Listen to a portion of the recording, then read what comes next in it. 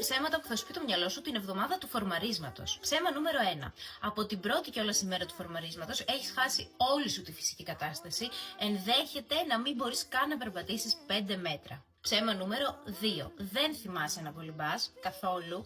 Θα πας την ημέρα του αγώνα, θα μπεις μέσα στο νερό και θα κολυμπάς σαν το θέμα από τους Αριστόγατες. Ψέμα νούμερο 3. Οριακά έχεις ξεχάσει και να τρέχεις. Δεν θυμάσαι πώς μπαίνει το ένα πόδι μπροστά από το άλλο. Θα πας στον αγώνα και απλά δεν θα μπορείς να τρέξεις, θα πέσεις.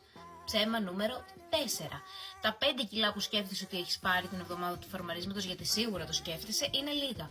Σίγουρα έχεις πάρει πολλά περισσότερα. Πέμπτο και τελευταίο ψέμα, ακόμα και 1 ευρώ να σου προσέφερε κάποιος για τη συμμετοχή σου στον αγώνα, αυτή τη στιγμή θα την έδινες. Η εβδομάδα του φορμαρίσματος είναι δύσκολη, το μυαλό σου θα προσπαθήσει να παίξει παιχνίδια μαζί σου, μην το αφήσεις, ξεκουράσου και πήγαινε στον αγώνα και σκίσε.